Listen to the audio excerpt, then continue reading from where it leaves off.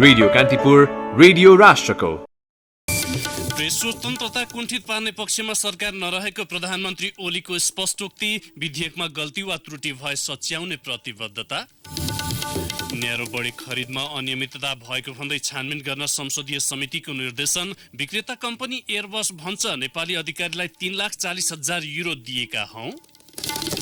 सीमा विवादबारे नेपालसँग छलफल गर्न भारतीय पक्षको आनाकानी, नेपालले राखेको बैठकको प्रस्तावबारे भारत मौन। दक्षिण अफ्रिकी मुलुक लेसोथोका प्रधानमन्त्री पत्नीमाथि हत्या आरोप, नियन्त्रणमा लिएर अनुसन्धान सुरु, प्रधानमन्त्रीमाथि पनि छानबिन गरिने। र विश्वकप क्रिकेटको छनौटका रूपमा रहेको लिग 2 मा डेब्यू गर्न नेपाली राष्ट्रिय टिम तयार, उद्घाटन खेलमा आज ओमानसँग प्रतिस्पर्धा गर्ने। नमस्कार, कान्तिपुर डायरीबाट सहकर्मी केशु र म प्रकाश। समाचार अब विस्तारमा। दोस्रो पटक सरकारको नेतृत्व सम्हालेपछि प्रधानमन्त्री केपी शर्मा ओलीबारे एउटा भनाइ चर्चित छ। उहाँ सुन्ने कम, बोल्ने बढी गर्नुहुन्छ।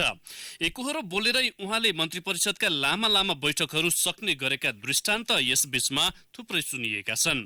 हिजो अपराह्न बालुवाटार निवासमा 2 दर्जन सम्पादक पत्रकारसँग भने उहाँ फरक शैलीमा प्रस्तुत हुनुभयो।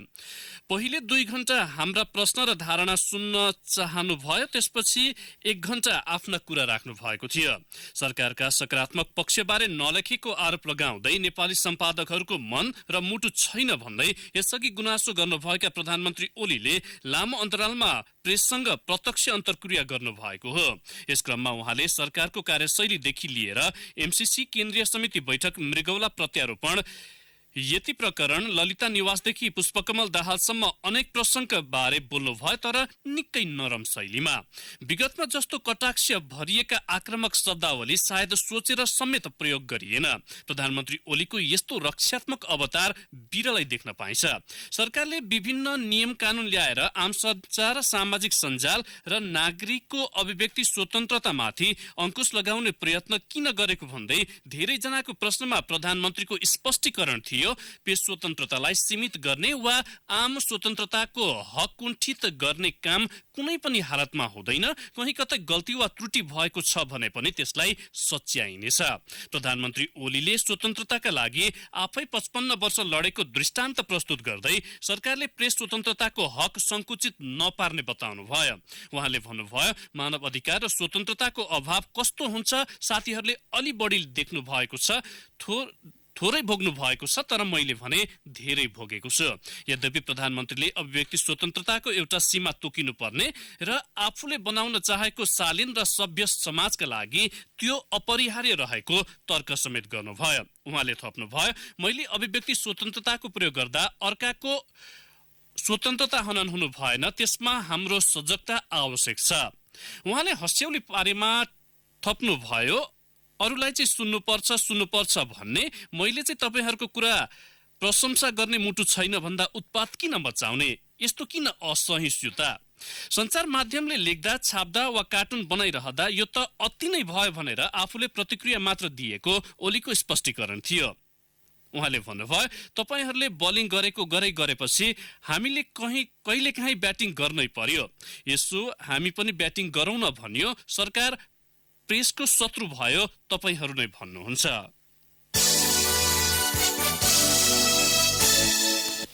नेपाल वायु सेवा निगमलाई 5 वर्ष अघि 2वटा न्यारो बडी विमान एयरबस A320 बिक्री गर्ने युरोपियन कम्पनी एयरबसले तत्कालीन खरिद बिक्रीमा संलग्न नेपाली सरकारी अधिकारी तथा एजेन्टलाई 3,40,000 युरो, करिब 4 करोड 28 लाख रुपियाँ घुस दिएको खुलासा गरेको छ। फ्रान्सेली राष्ट्रिय वित्तीय अभियोजकको कार्यालयले गत बुधबारको मिति राखेर सार्वजनिक गरेको अदालती सम्झौता पत्रमा $18 लाख, करिब 20 करोडको प्रतिबद्धता भएको रकम मध्ये एयरबसले नेपाली एजेन्ट र खरिदमा संलग्न सरकारी अधिकारीलाई घुस बापत भुक्तानी गरेको उल्लेख छ। यो रकम सन् 2014 फेब्रुअरीदेखि 2015 अप्रिलसम्म पटक भुक्तानी भएको पत्रमा उल्लेख छ। जहाज खरिदका लागि निगमले सन् 2009 नोभेम्बरमा एयरबससँग समझदारी पत्रमा हस्ताक्षर गरेको थियो। फ्रान्सेली राष्ट्रिय वित्तीय अभियोजकको कार्यालयले दायर गरेको यस मुद्दाका क्रममा सार्वजनिक भएको पत्रमा घुस कसलाई बुझाएको थियो भन्नेबारे नेपाली अधिकारी लगायतको नाम खुलाइएको छैन। 2065 कार्तिकमा महाप्रबन्धक पदमा नियुक्त भएका सुगत रत्न कंसाकारले चैतमा 6 वटा विमान, 2 वटा वाइड बडी र 4 वटा न्यारो बडी खरिदका लागि टेन्डर सार्वजनिक गरेका थिए। उनले 2066 कार्तिकमा 5 करोड बैना रकम पठाएपछि अख्तियार दुरुपयोग अनुसन्धान आयोगमा उजुरी परेको थियो। 2067 पुसमा विशेष अदालतमा परेको मुद्दामा 6 करोड धरौटी नबुझाउँदा कंसाकारलाई जेल चलान गरिएको थियो। एयरबसले धरौटी फिर्ता पठाएपछि कंसाकारले 2068 वैशाखमा विशेष अदालत र 2069 वैशाखमा सर्वोच्च अदालतबाट सफाई पाएका थिए।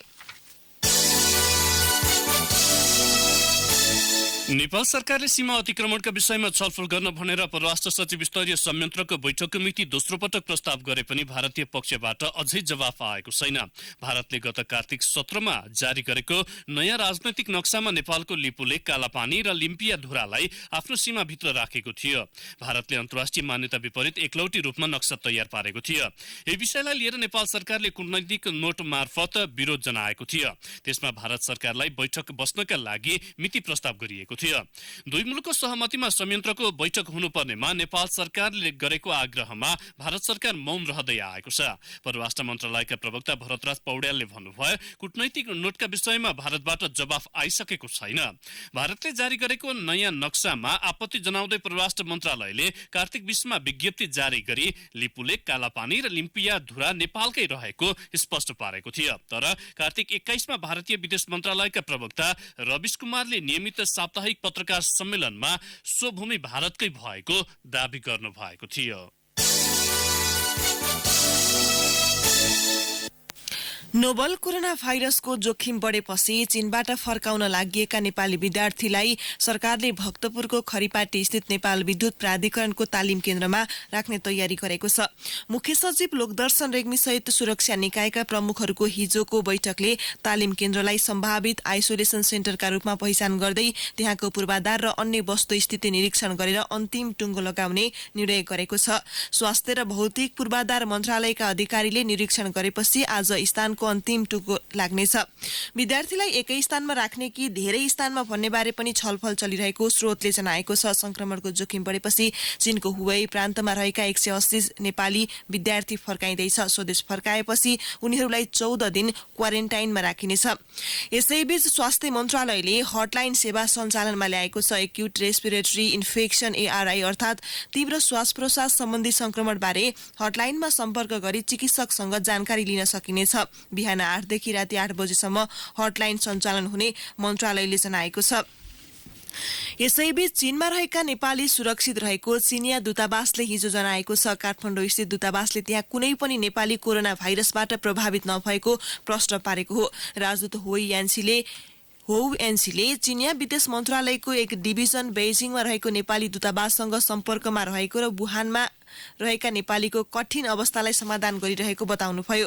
चीनको हुबेई प्रान्तको वुहान शहरबाट कोरोना भाइरसको संक्रमण फैलिएको हो। त्यहाँ रहेका 180 नेपाली विद्यार्थीले स्वदेश फर्कन बेजिङ स्थित नेपाली दूतावासमा आवेदन दिएका छन्। यसैबीच चीनमा कोरोना भाइरसको संक्रमण फैलिरहेका बेला ताप्लेजुङको किमाथाङका नाकाबाट हिजो 12 जना नेपालीलाई फर्काइएको छ। उनीहरू सङ्खुवासभाको भोटखोला र मकालु गाउँपालिकाका रहेको चीनसँगको सीमावर्ती भोटखोला गाउँपालिका 1 का वडाध्यक्ष तेन्सिरी शेर्पाले टेलिफोनमा बताउनुभयो। यस्तै कोरोनाको संक्रमण देखिएपछि चीनले ओलाङचुङगोला नाका पनि बन्द गरेको छ। 5200 मिटर उचाइमा रहेको यो नाका यति बेला हिउँ पर्ने भएकाले पनि बन्द हुने गर्छ। स्थानीयले यसअघि नै 2-3 महिनासम्मका लागि खाद्यान्न लगायत सामग्री जो गरिसकेका छन्। चीनमा रहेका नेपाली ल्याउने सरकारी तयारी कमजोर भएको भन्दै सांसदहरूले असन्तुष्टि जनाएका छन्। प्रतिनिधि सभाको हिजोको बैठकमा अधिकांश सांसदले स्वास्थ्य तथा जनसङ्ख्या मन्त्री भानुभक्त ढकालसँग प्रस्ताव गर्दै तयारी बैठक र छलफलमा मात्र सरकार केन्द्रित भएको भन्दै आलोचना गरेका थिए। चीनले एक सातामा 1000 बेडको अस्पताल बनाएको प्रसङ्ग जोड्दै सांसदहरूले नेपाल सरकारले भने संक्रमित बिरामी राख्ने स्थलको पहिचान समेत गर्न नसकेको आरोप लगाएका थिए।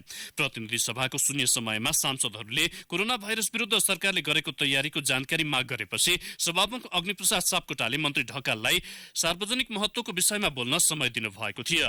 यसैबीच 2 सातामा 7,59,000 मास्क निर्यात भएको छ। त्रिभुवन विमानस्थल भन्सार कार्यालयका अनुसार ती मास्क माघ 5 देखि 20 गतेसम्म चीन र हङकङतर्फ निर्यात गरिएको हो। व्यवसायीहरू भने नेपाली बजारबाट 50 लाख बराबरका साधारण र 1 लाख बराबरका N95 मास्क बिक्री भइसकेको बताउँछन्। जुन मास्क चीनिया नागरिकले देश लैजान बाँकी रहेको, नेपालमा पनि प्रयोग बढेको र व्यापारीले कालोबजारी गर्न मौजदातमा राखेको हुन सक्ने अनुमान गरिएको छ। कान्तिपुर डायरीमा अब ब्रेकको पालो। ब्रेकपछि कान्तिपुर डायरीमा अब कान्तिपुर सविस्तारको पालो। कान्तिपुर सविस्तार।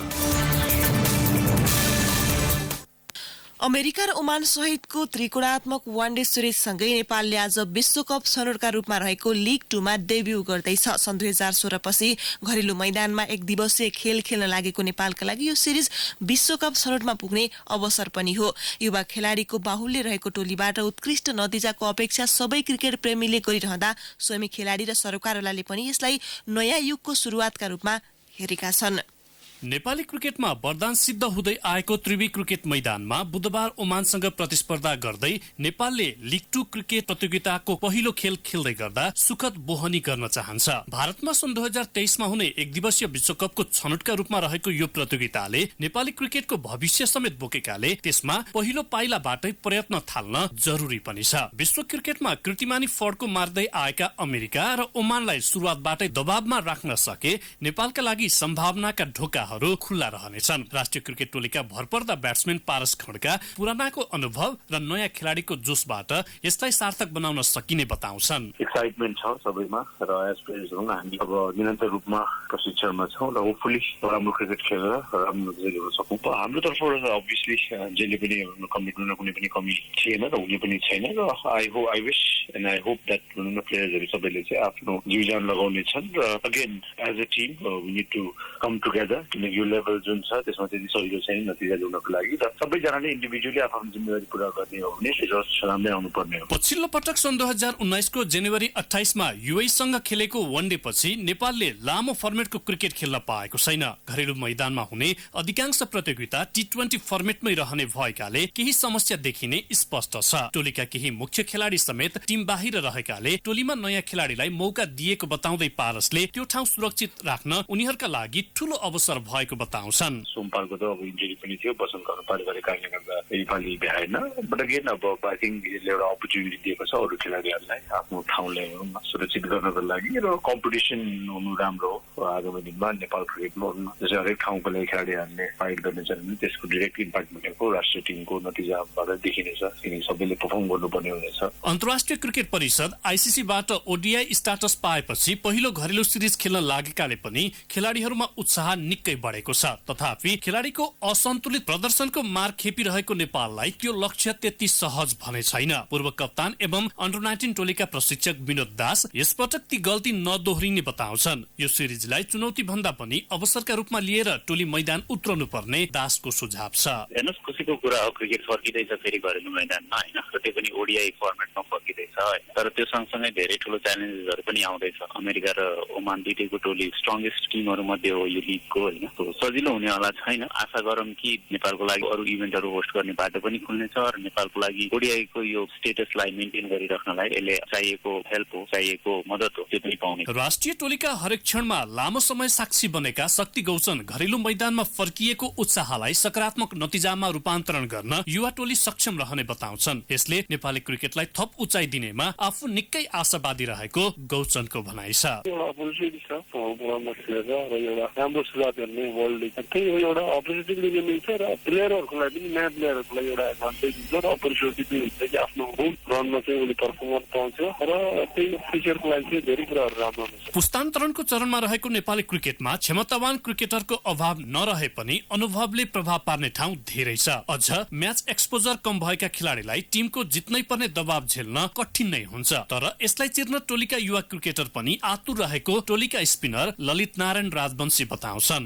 तरिकाको प्र्याक्टिस गरेका छौँ हामीहरू होइन। अहिले सबै आफ्नो बिग हुनुहुन्छ नि राम्रै अवस्थामा छ क्या। हामी सबैले आफ्नो आफ्नो खेलहरू बुझेको छ, आफ्नो आफ्नो रोलहरू बुझेको छ टिममा होइन। त्यही अनुसारको प्रिपेयर गरेर अहिले हामी सबैजना राम्रो उयोमा छौँ भनौँ न। अहिले हाम्रो केटाहरू चाहिँ सबै राम्रो फर्ममा छ। एक दिवसीय क्रिकेटमा हालसम्म पराजित गर्न नसकेको ओमान होस् वा 6 वर्षपछि खेल्न लागेको अमेरिका, दुवै टोलीलाई बलियो चुनौती दिन नेपाली टोलीले यस अघि भएका गल्ती सच्याएर हिँड्नुको विकल्प पनि छैन। त्यसमा पनि 12औं खेलाडीको हौसलालाई निराश नबनाउन हरेक खेलाडीले आफ्नो भूमिका बुझ्न जरुरी पनि छ। रेडियो कान्तिपुरका लागि प्रकाश पाठक, काठमाडौँ। कान्तिपुर सविस्तार।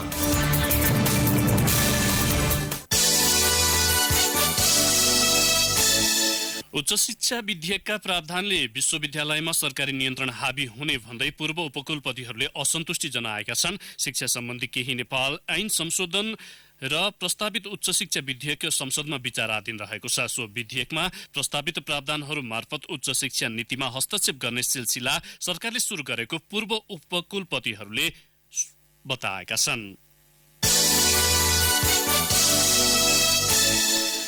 आगामी चैत्र 9 देखि 23 सम्म हुने नमुना जनगणनामा यौनिक तथा लैंगिक अल्पसंख्यक समुदायलाई समेटिने भएको छ।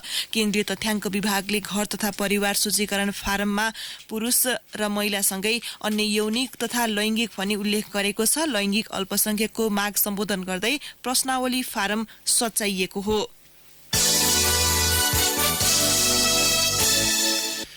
कोटेश्वर जडीबुटी खण्डको जाम हटाउने विकल्प खोज्न गरिएको अध्ययन प्रतिवेदन 1 वर्षदेखि थन्किएको छ। जापानी सहयोग नियोग जाइकाले प्रारम्भिक अध्ययन गरेर प्रतिवेदन सडक विभागलाई बुझाएको थियो। प्रतिवेदनले पहिलो विकल्पका रूपमा तिनकुनेबाट कोटेश्वरको बालकुमारीतर्फ यात्रु हिँड्ने पुलसम्म सवारी साधन गुड्न मिल्ने आकाशे पुल बनाउन सुझाव दिएको थियो।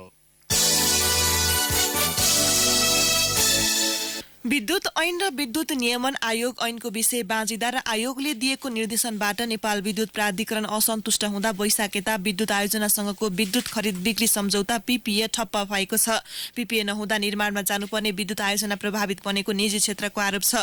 विद्युत नियमन आयोग गठन भए यता प्राधिकरणले विद्युत आयोजनाका प्रवर्तकसँग गर्दै आएको पीपीए ठप्प भएको हो। आयोगले पीपीए सम्बन्धमा प्राधिकरणलाई दिएको निर्देशन र आयोगको विनियमावलीका कारण पीपीए हुन नसकेको नेपाल विद्युत प्राधिकरणका प्रवक्ता प्रबल अधिकारीले बताउनुभयो। प्रदेश सरकार गठन भएको 2 वर्षको अवधिमा प्रदेश 1ले 5औं प्रमुख सचिव पाएको छ। प्रदेशको कर्मचारी प्रशासनमा केन्द्र सरकारको प्रत्यक्ष हस्तक्षेपको उदाहरण हो छिटो छिटो प्रमुख सचिवको फेरबदल।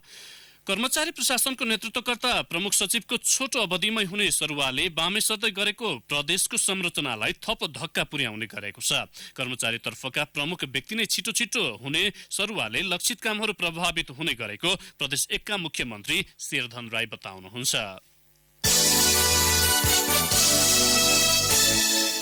सरकारले मेलम्ची खानेपानी अन्तर्गत एङ्ग्री र लार्के क्षेत्रका स्थानीयलाई पहुँच मार्गमा पर्ने जग्गाको मुआवजा दिने तयारी गरेको छ। स्थानीयवासी र खानेपानी तथा सरसफाई मन्त्रालय बीच छलफलपछि रोपनीको 50,000 देखि करिब 3 लाख रुपियाँसम्म मुआवजा दिने सहमति भएको हो।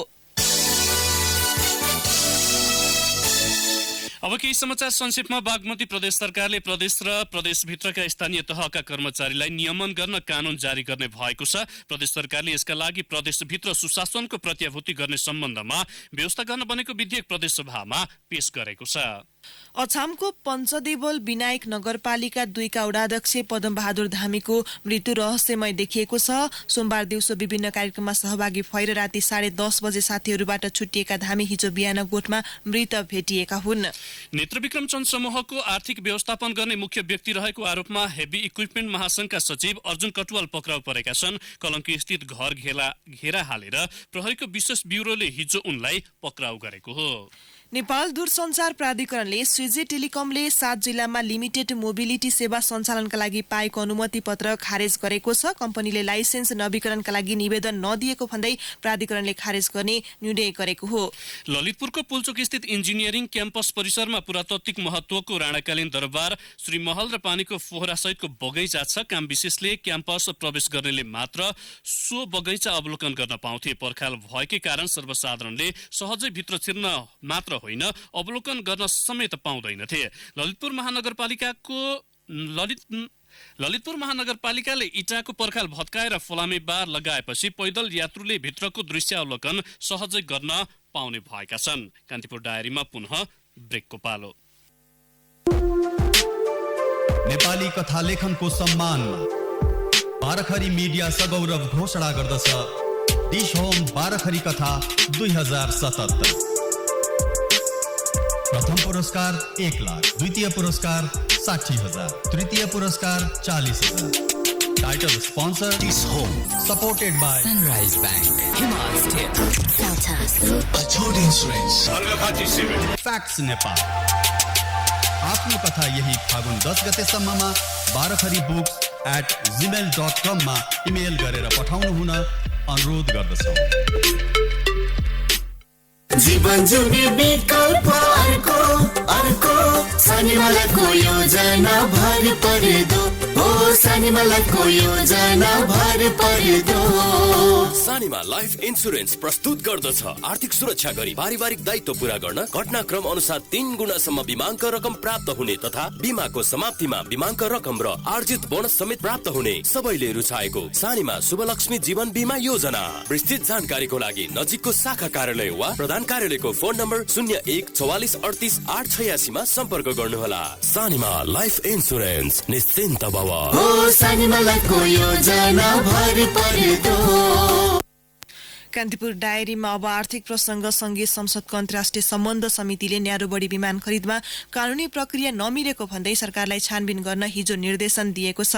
समितिकी सभापति पवित्र निरौला खरेलले त्यही समय अन्य एयरलाइन्सले खरिद गरेका जहाजको मूल्य सूची समेत झिकाई अध्ययन अनुसन्धान र कार्यवाही गर्न निर्देशन दिएको जानकारी दिनुभयो। समितिले 2075 मङ्सिरमा नेकपाका सांसद दीपक प्रकाश भट्टको नेतृत्वमा 5 सदस्यीय छानबिन उपसमिति गठन गरेको थियो। सुरुमा 1 महिना म्याद पाएको समितिले 5 महिनापछि 2076 वैशाखमा प्रतिवेदन समितिमा बुझाएको थियो। तर खरिद बिक्रीमा संलग्न नेपाली अधिकारी तथा एजेन्टलाई 3,40,000 युरो घुस दिएको युरोपियन कम्पनी एयरबसको खुलासाबारे दि काठमाडौँ पोस्टले हिजो समाचार प्रकाशन गरेपछि मात्र समितिले सरकारलाई छानबिनका लागि निर्देशन दिएको हो। बैंक तथा वित्तीय संस्थाहरूको छाता ऐन बाफिया संसदमा पेश भएको छ। अर्थमन्त्री युवराज खतिवड़ाले हिजो बाफिया सहित राष्ट्र बैंक ऐन, धितोपत्र सम्बन्धी ऐन र सार्वजनिक ऋण व्यवस्थापन विधेयक गरी 4वटा विधेयक छलफलका लागि पेश गर्न भएको हो। तीमध्ये बाफिया र धितोपत्र सम्बन्धी ऐन पहिलो पटक संशोधनमा गएका हुन्।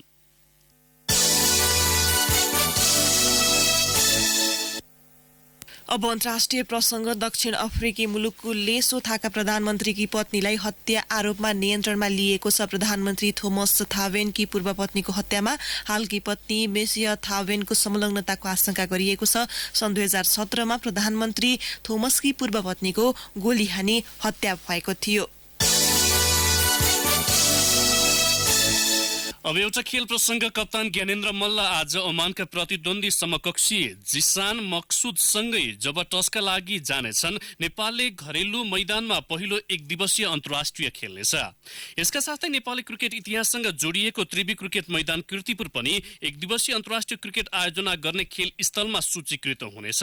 नेपालले आईसीसी क्रिकेट विश्वकप लिग 2 मा ओमानसँग खेलेर आज प्रतियोगिता सुरुवात गर्नेछ। त्रिकोणात्मक श्रृङ्खलामा सहभागी अर्को टोली अमेरिका 8 मध्येको 6 खेल जितेर लिग 2 को शीर्ष स्थानमा छ। 6 मध्येको 4 खेल जितेको ओमानसँग नेपालको खेल निकै रोमाञ्चक हुने अपेक्षा गरिएको छ। तयारी राम्रै भइरहेको छ। अभ्यास खेलहरू राम्रा भए। नेपालमा पहिलो पटक 1 दिवसीय अन्तर्राष्ट्रिय खेल्न पाउँदा खेलाडीहरू पनि उत्साहित रहेका छन्। त्यसमा पनि राम्रो टोलीसँग खेल्न पाइरहेका छौं। हामीलाई घरेलु मैदानमा हुनुको फाइदा पनि छ। कप्तान ज्ञानेन्द्र मल्लले भने घरेलु मैदानमा पहिलो 1 दिवसीय अन्तर्राष्ट्रिय खेलका लागि नेपाली टोली पूर्ण रूपमा तयारी अवस्थामा रहेको छ। प्रशिक्षक उमेश पटवालको राजीनामा अघिल्लो दिन आए पनि त्यसले लिग 2 को पहिलो चरणको खेलमा असर नपर्ने मल्लको भनाइ छ। अब मौसम सम्बन्धी जानकारी। काठमाडौँ उपत्यका सहित मुलुकका अधिकांश भूभागमा आज मौसम सफा रहने जल तथा मौसम पूर्वानुमान महाशाखाले जनाएको छ। पूर्वी पहाडी भूभागमा पनि हल्का वर्षाको सम्भावना रहेको छ। केही बेर अघि 4.2 डिग्री सेल्सियस मापन गरिएको काठमाडौँ उपत्यकाको अधिकतम तापक्रम आज 18 डिग्री सेल्सियससम्म पुग्नेछ। सूर्योदय केही बेर अघि 6:49 भयो भने सूर्यास्त भरे साँझ 5:47 हुनेछ। हवस्, कान्तिपुर डायरीको यो बुलेटिन यही सकिन्छ। केशु र प्रकाश आज्ञा माग्छौँ। नमस्कार। सूचना र मनोरञ्जनको संवाहक रेडियो राष्ट्रको रेडियो कान्तिपुर।